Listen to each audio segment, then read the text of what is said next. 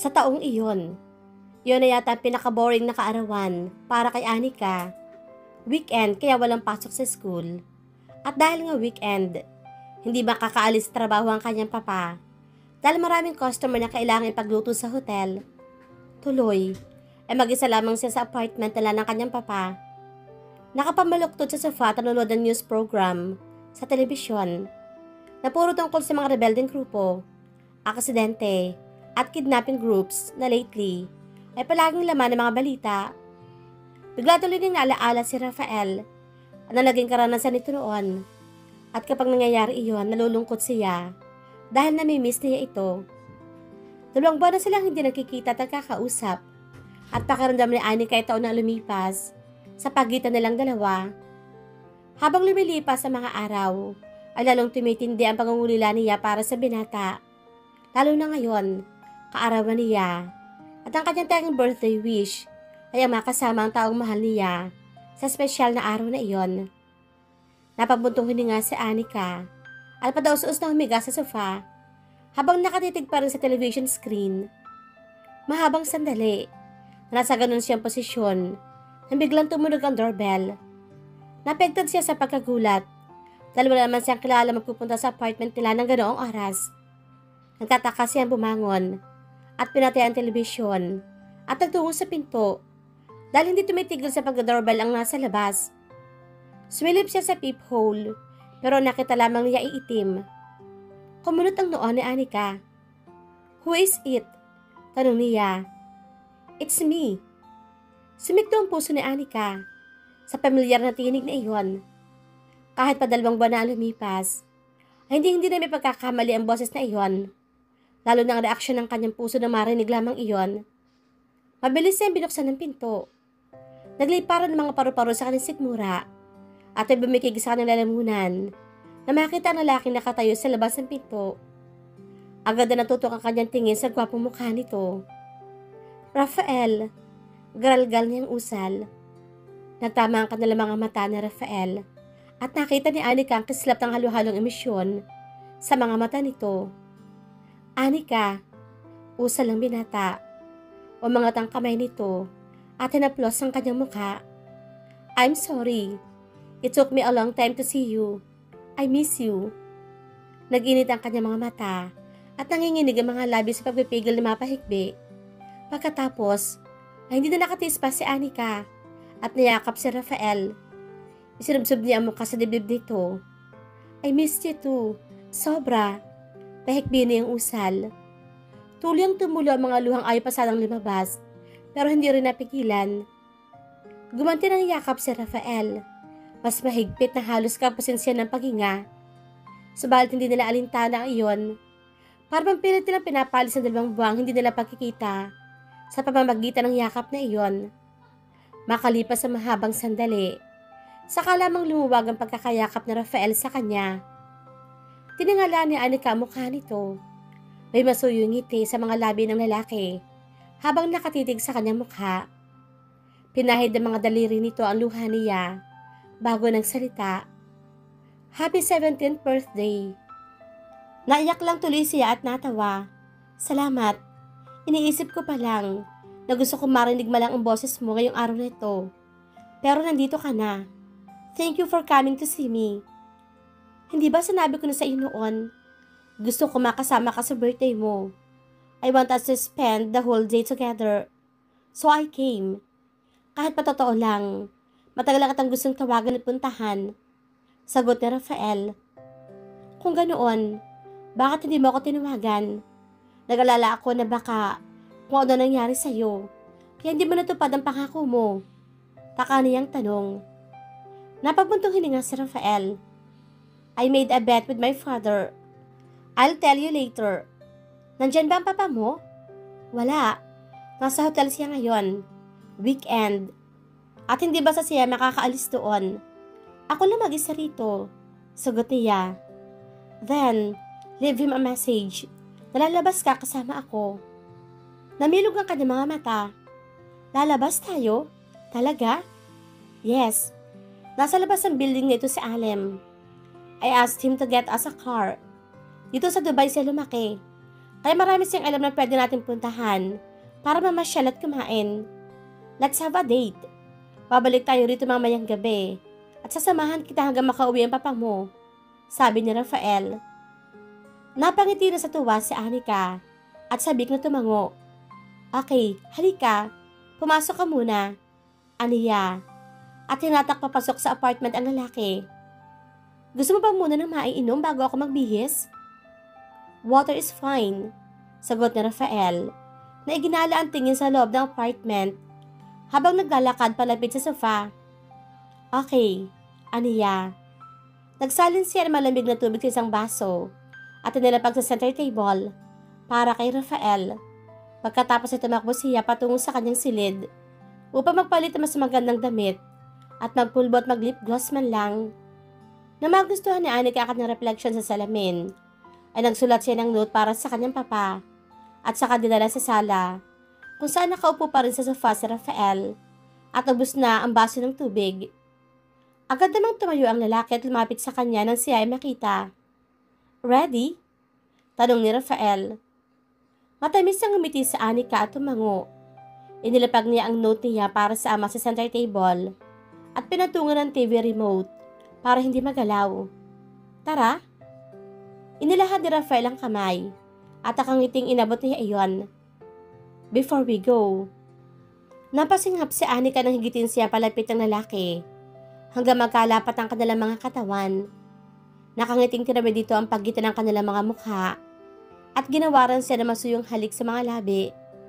Napapikit siya at kahit hindi siya marunong, ay ginaya niya ang galaw ng mga labi ni Rafael dahil gusto niyang gumanti sa halik nito. Pumaikot ang isang braso nito sa kanyang baywang at humigpit pa ang pagkakahigit sa kanya. Napasingap si Anika na masuyong halik ni Rafael ay nag-iba. Ang mga labi nito ay naging mapaglaro at mariin sa kanyang mga labi na nagdulot ng kakaibang kilabot sa kanyang buong katawan. Nalambot ang mga tuhod niya at napakapit sa balikat ni Rafael. Natagpuan niya ang sarili, ibinubuka ang labi, and then, for the first time, he really kissed her, as in, the mind-blowing, sensation-inducing kind of kiss that she often read in romance novels. Iba sa palaging magaan at masuyong halik na ginagawa dito sa kanya noon. She felt him explore the inside of her mouth in a sensual way that took her breath away. At ang akala niya ay himatayin na siya sa halo-halong pakiramdam na dulot ang halik na iyon.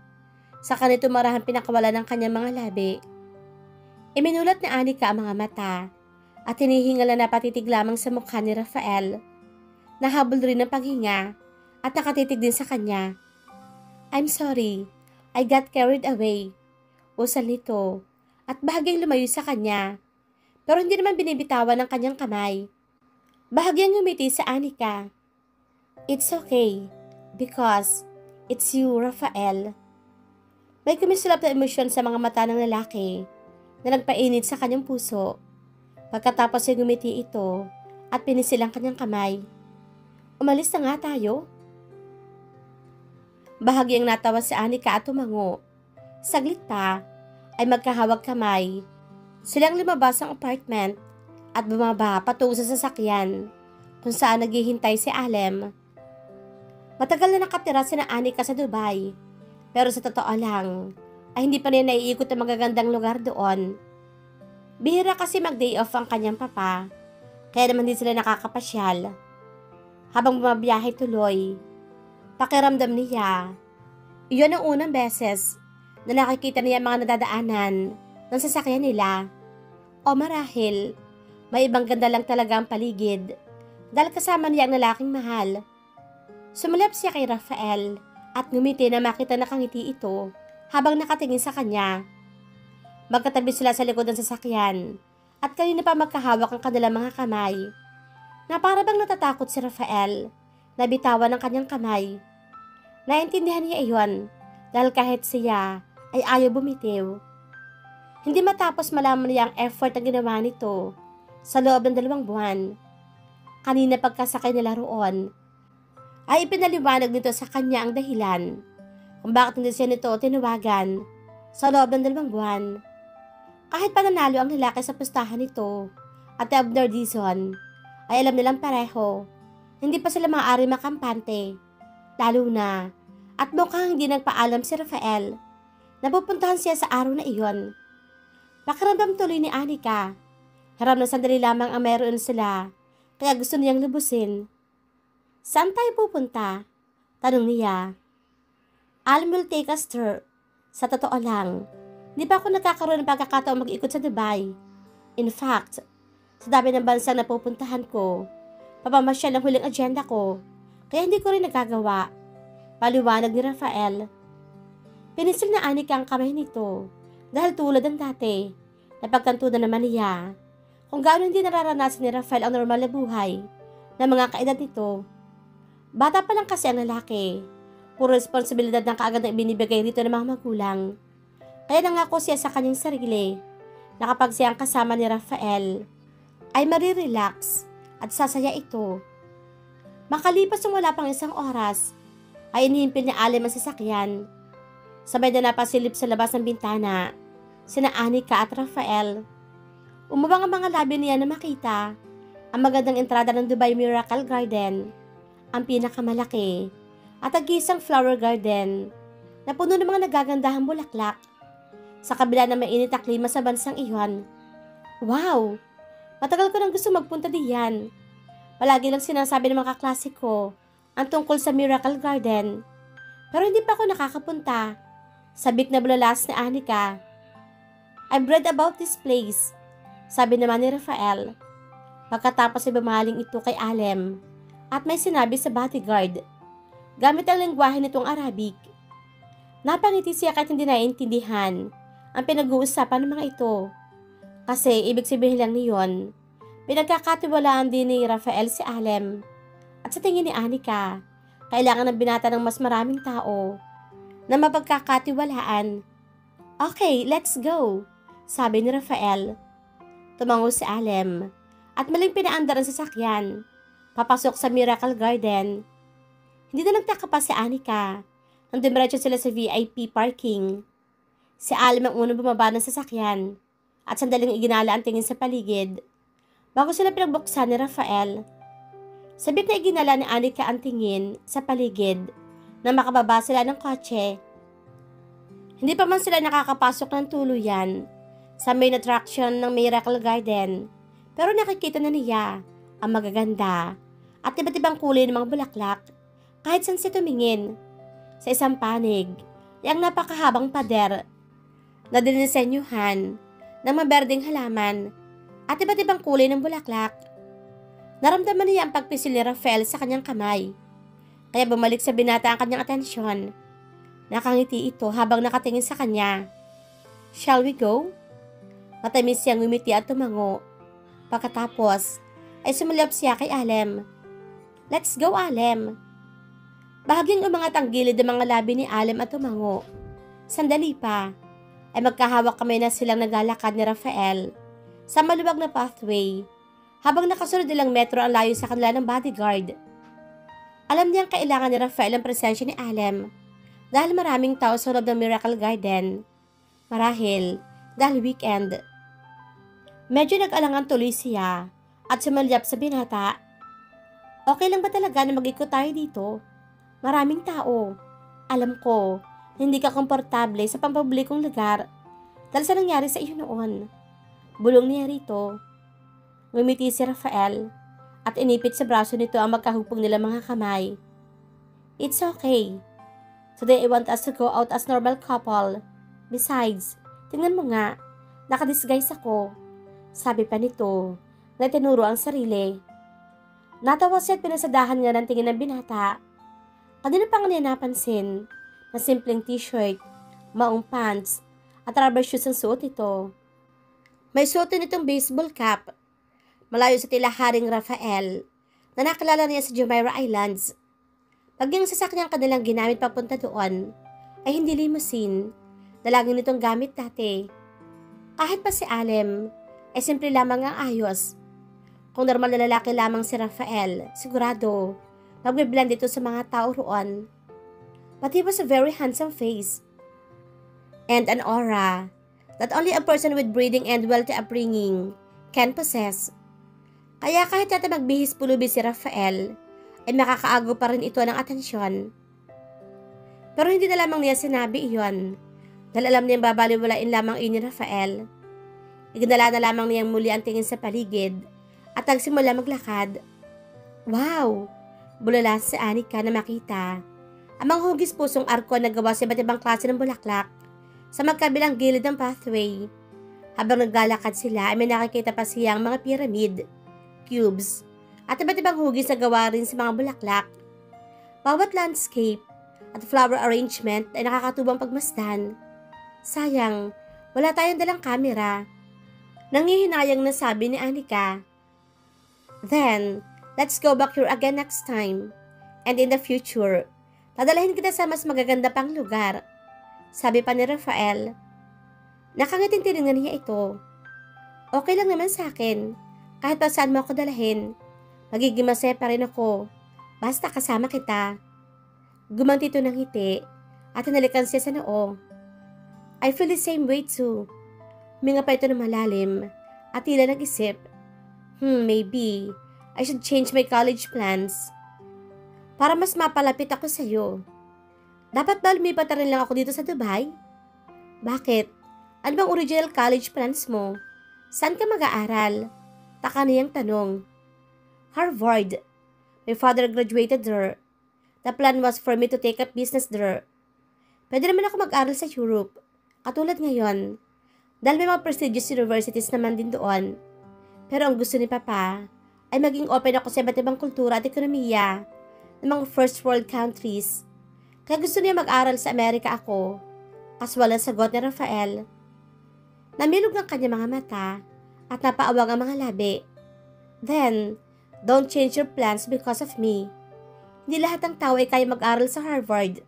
Bulala siya. Umangat ang mga kilay ni Rafael. Pero ang ibig sabihin niyon, magiging nasa magkabilang panig tayo ng mundo. Hindi nakasagot si Anika at talaglag ang mga balikat. Nakagat niya ang ibabang labi. Dahil isipin pa lamang niya ang magiging distansya nila, ay nalulungkot na siya. Pero ayaw niyang guluhin ang magandang plano para sa hinaharap nito. She will never drag him down. Huminga siya ng malalim upang hamigin ang sarili at nakangiti. Nalagangat siya ng tingin at salubungin ang mga tingin ni Rafael. Para iyon sa kinabukasan mo. At ayokong sirain ang plano na iyon. Anyway, let's just cross the bridge when we get there. I know, we will think of something. Marahang tumango si Rafael at sandali. Iginala ang tingin sa paligid habang sila ay naglalakad. Ganon din ang ginawa ni Anika. Ilang beses pa niyang hinaltak ang binata patungo sa magagandang flower landscape. Ilang beses pa niyang nagawang patawanin si Rafael sa mga kwentong sinisingit niya sa bawat hugis na kanilang nakikita. It made her feel so accomplished and happy, so she ended up laughing too. Pero ang bilis tuloy ng mga sandali at natagpuan na lamang nila mga sarili nasa dulo na ng Miracle Garden kung saan may man-made lake na may fountain sa gitna. Napatingin si Anika. Palagi tayong napupunta sa man-made lake. Kailan kaya tayo makakapunta sa natural body of water, katulad ng dagat? Pabiro niyang usal. Bahagyang natawa si Rafael. Tama ka. Then, why don't we go to the sea today? Question ito. May biglang naisip si Anika at sabik ng umisi. Sige, may alam akong pwede natin puntahan. Pwede natin panoorin ng sunset at maglakad sa dalampasigan. But first, we have to go somewhere to eat. It's your birthday after all. Sagot ito. Na hindi itinago ang amusement sa kasabikan. Kung ganoon, pumunta tayo sa non-global village. Open mall iyon. Kung saan makikita ang binibenta ang iba't ibang produkto from all over the world. May mga restaurant din doon at may beach sa tapat. Doon ako madalas dalahin ni Papa kapag day off niya. Suggestion ni Anika. Sige, doon tayo pumunta. Kakausapin ko lang sa dali si Alem upang sabihin sa kanya ang napagdesisyonan natin. Sagot ni Rafael. Okay. Sandali pa nang sinundan ng tingin ng lalaki na lumapit kay Alem. Nakapwesto kasi sa di kalayuan ng bodyguard at mukha rin turista na gaya nila. Na makalapit si Rafael kay Alem, ay napatingin na naman siya sa paligid. Napangiti na lamang sa Anika na mapansin ang mga tingin. Ipinupukol ang mga tao sa paligid sa binata. Kahit mga lalaki ay nakatingin dito.